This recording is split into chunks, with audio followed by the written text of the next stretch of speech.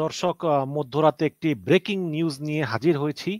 সেটা হচ্ছে জাতিসংঘের প্রেসিডেন্ট পদে, মানে জাতিসংঘের ৮১তম সাধারণ পরিষদের অধিবেশনের সভাপতির পদে বাংলাদেশ যেই প্রার্থী দিয়েছিল, সেটা বাংলাদেশ ফিলিস্তিনের সমর্থনে প্রত্যাহার করে নিয়েছে এবং ডক্টর মোহাম্মদ ইউনূস তিনি জাতিসংঘে চিঠি দিয়েছেন এবং চিঠি দিয়ে বাংলাদেশের প্রার্থিতা প্রত্যাহার করে নিয়েছেন। আপনারা জানেন যে জাতিসংঘে প্রেসিডেন্ট পদে বাংলাদেশের লড়ার কথা। জাতিসংঘের সাধারণ পরিষদের ৮১তম অধিবেশনের প্রেসিডেন্ট পদে প্রতিদ্বন্দ্বিতা করতেছে বাংলাদেশ এবং এবারের নির্বাচনে বাংলাদেশের প্রধান প্রতিদ্বন্দ্বী ছিল ফিলিস্তিন এবং সাইপ্রাস। তো এই মাসের মানে এই এই এই মাসের দিকে যখন এই মানে এখন চললো, শেষ হয়ে গেল জাতিসংঘের ৮০তম অধিবেশন, সেই ৮০তম অধিবেশন শেষ হওয়ার পরেই বাংলাদেশের আনুষ্ঠানিক প্রচারণা শুরু হওয়ার কথা ছিল এবং পররাষ্ট্র উপদেষ্টা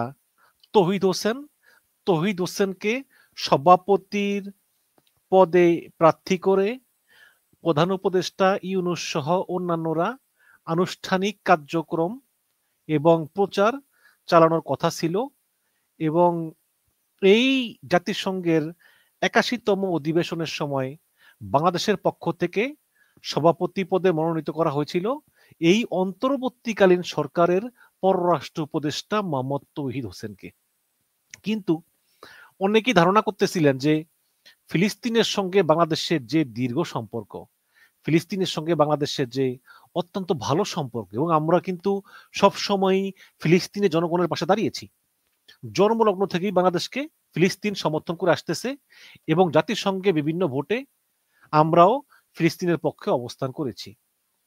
তো এমন এক সময় যখন এই ফিলিস্তিনকে বিভিন্ন দেশ রাষ্ট্র হিসাবে স্বীকৃতি দিচ্ছে, ইনক্লুডিং যুক্তরাজ্য, ফ্রান্স, কানাডা, অস্ট্রেলিয়া ইত্যাদি, সুতরাং ফিলিস্তিনের প্রতি মানুষের একটা সিম্পথি তো আছে, তাই না? কাজেই আগেই ধারণা করা হয়েছিল যে যে জয়টা সহজ হবে না, কারণ হচ্ছে যে এটা অন্তর্বর্তীকালীন সরকার এবং অন্তর্বর্তীকালীন সরকার পররাষ্ট্র উপদেষ্টা তৌহিদ হোসেনকে প্রার্থী করেছে এবং এর আগে কিন্তু এটা কিন্তু 4 বছর আগে কিন্তু এই প্রার্থীতা ফিক্সড করা। বাংলাদেশ যে ৮১তম জাতিসংঘের সাধারণ পরিষদের অধিবেশনে প্রার্থী দিবে, এটা 4 বছর আগে ফিক্সড করা।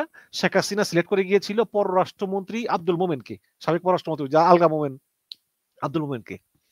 তো সেইটা হাসিনা পালিয়ে যাওয়ার পর ইউনূস সরকার এসে বর্তমান পররাষ্ট্র উপদেষ্টা তৌহিদ হোসেনের নাম ঘোষণা করে। কিন্তু এই সরকারের মেয়াদ তো আছে আর 5 মাস 6 মাস। কিন্তু পরবর্তী সরকার, সে বিএনপি হোক জামাত হোক, তারা যদি এসে তৌহিদ হোসেনের নাম বাদ দিয়ে দেয়, তাই না?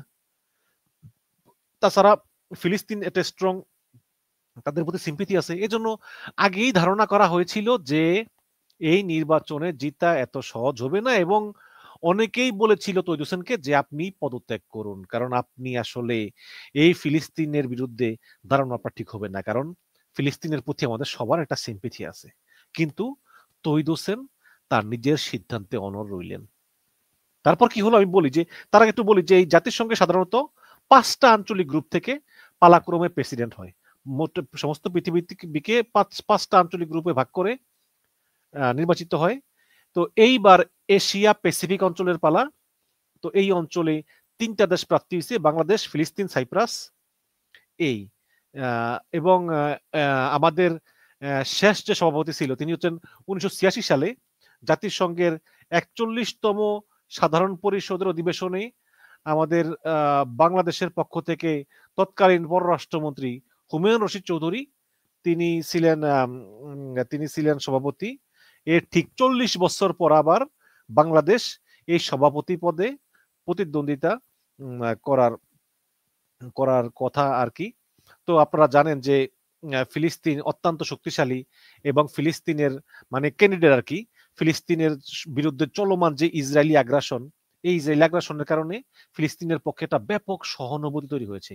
সম্প্রতি ফ্রান্স, কানাডা, ব্রিটেন সহ বেশ কয়েকটি প্রভাবশালী পশ্চিমা দেশ ফিলিস্তিনকে রাষ্ট্র হিসাবে স্বীকৃতি দেওয়ায় দেশটি আরো এগিয়ে গিয়েছে এবং এই কারণে সহানুভূতিশীল দেশগুলোর পাশাপাশি অধিকাংশ মুসলিম দেশ কিন্তু বাংলাদেশকে ভোট দিবে না, ফিলিস্তিনকে ভোট দিবে বলে ধারণা করা হচ্ছিল।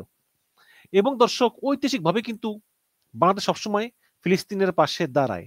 সুতরাং অনেক বলা হয়েছিল যে এই নির্বাচন থেকে, এই সভাপতি নির্বাচন থেকে বাংলাদেশের প্রার্থিতা প্রত্যাহার করা উচিত এবং এবং প্রার্থিতা প্রত্যাহার করলে ফিলিস্তিনের প্রতি আমাদের সমর্থন আরো বৃদ্ধির পাশাপাশি মুসলিম বিশ্বেও কিন্তু বাংলাদেশের ভাবমূর্তি উজ্জ্বল হবে এবং বাংলাদেশ প্রার্থিতা প্রত্যাহার করলে ফিলিস্তিনের জয় একরকম নিশ্চিত, কারণ তখন ফিলিস্তিনের একটা মাত্র প্রতিদ্বন্দ্বী থাকবে কে? সাইপ্রাস। ওই সাইপ্রাসের তেমন জনসমর্থন নাই। কিন্তু সমস্যা হচ্ছে তৌহিদ হোসেন। তৌহিদ হোসেন বলতেছে না, আমি প্রার্থিতা প্রত্যাহার করব না, আমাদের এই প্রার্থিতা 4 বছর আগে থেকে ঘোষণা করা। ফিলিস্তিন ঘোষণা করেছে নতুন, আমরা 4 বছর আগেই প্রার্থিতা ঘোষণা করে রেখেছিলাম। তৌহিদ হোসেন আরো বলেন যে আমি ঠিক জানি না আমাদের সাংবাদিকরা কেন বিষয়টি এভাবে আনেন, আমি ঠিক জানি না। অনেকে হেডলাইন করেছে যে বাংলাদেশ ফিলিস্তিনের মুখোমুখি, কিন্তু আমি বলবো যে বাংলাদেশ ফিলিস্তিনের মুখোমুখি না, ফিলিস্তিন বাংলাদেশের মুখোমুখি। তো তিনি বলতেছেন যে বাংলাদেশ ফিলিস্তিনের মুখোমুখি না, ফিলিস্তিন বাংলাদেশের মুখোমুখি হয়েছে, কারণ বাংলাদেশ প্রার্থিতা ঘোষণা করেছে 4 বছর আগে সে আওয়ামী লীগের আমলে, আর ফিলিস্তিন ঘোষণা করেছে নতুন। সুতরাং ফিলিস্তিন ঘোষণা করেছে পরে, আমরা করেছি আগে, সুতরাং আমরা প্রতিদ্বন্দ্বিতা করবই। মানে তো বুঝি আর কি। তৌহিদ হোসেন মনে করতেছে যে তার তো আর তত্ত্বাবধায়ক সরকারের মেয়াদ আছে 3, 4, 5 মাস বা 6 মাস, তো তারপরে তো বেকার হয়ে যাবে, তাই না? তো এখন যদি জাতিসংঘের একটা সবচেয়ে বড় অধিবেশন, সাধারণ পরিষদের অধিবেশনে সভাপতির পদ পায়, তাহলে বাকি 1-2 বছর একটা চাকরি বাকরি পাইবো, একটা বড় চাকরি, মানে একটা জীবনটা চলবো আর কি। তো তিনি এই চান্সটা নিতে চেয়েছিল যে যদি পররাষ্ট্র উপদেষ্টার পরে এই জাতিসংঘের মতো একটা বৈশ্বিক একটা মানে একটা সবচেয়ে বড় একটা প্রতিষ্ঠান এটার একটা সভাপতির পদ পায়, এটা অনারেবল, রেসপেক্টেবল, টাকা পয়সা, কিন্তু তার সেই আশায় ঘুরে বালি। অবশেষে দেরিতে হলেও ডক্টর মোহাম্মদ ইউনূস তিনি উপলব্ধি করতে পেরেছেন যে আসলে ফিলিস্তিন হচ্ছে আমাদের একনিষ্ঠ বন্ধু। সুতরাং যেখানে ফিলিস্তিন তাদের ক্যান্ডিডেট দিয়েছে সেখানে আমরা আসলে আমাদের ক্যান্ডিডেট দিতে পারি না। তখন আজকে একটু আগে ডক্টর মোহাম্মদ ইউনূস তিনি চিঠি লিখেছেন জাতিসংঘের মহাসচিবের কাছে, চিঠি লিখে তিনি বলেছেন যে আমরা আমাদের প্রার্থিতা প্রত্যাহার করে নিলাম।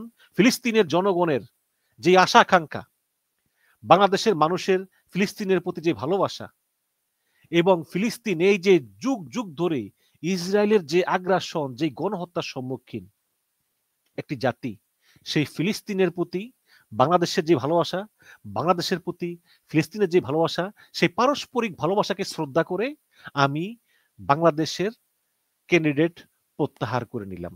অবশ্যই ধন্যবাদ জানাই ডক্টর ইউনূসকে, কিন্তু এরপরেই কান্নায় ভেঙে পড়েছেন তৌহিদ হোসেন। শেষ খবর পাওয়া পর্যন্ত তিনি তার রুম থেকে বেরোচ্ছেন না, হোটেল রুম থেকে, একদম হোটেল রুম তিনি আটকে তিনি ভিতরে বসে রয়েছেন। তার মনে খুব কষ্ট, কারণ চাকরি আছে আর 6 মাস। এরপর তিনি মনে করেছিলেন যে তিনি একটা বিশাল বড় কূটনীতিক হয়ে যাবেন, আমও গেল সালাও গেল। দর্শক, আমি তৌহিদ হোসেনকে খারাপ বলবো না, কিন্তু তিনি পররাষ্ট্রমন্ত্রীর দায়িত্ব পাওয়ার পরে তিনি ফ্যাসিবাদকে বিন্দুমাত্র অপসারণ করেননি। এখনো এই বড় বড় যত মিশনগুলো আছে, যেমন লন্ডন মিশন, তারপরে ওয়াশিংটন মিশন, জাতিসংঘ মিশন, এই প্রত্যেকটা মিশনের বড় বড় পদের প্রত্যেকটা লোক হচ্ছে আওয়ামী লীগের কোন এক এমপির ভাতিজা, আরেক এমপির ভাগিনা, আরেক এমপির ছোট ভাই। তৌহিদ হোসেন কাউকে বাদ দেননি। এখন তৌহিদ হোসেনকে কিছু বললে তৌহিদ হোসেন বলেন কি যে আমি আমি পদত্যাগ করব।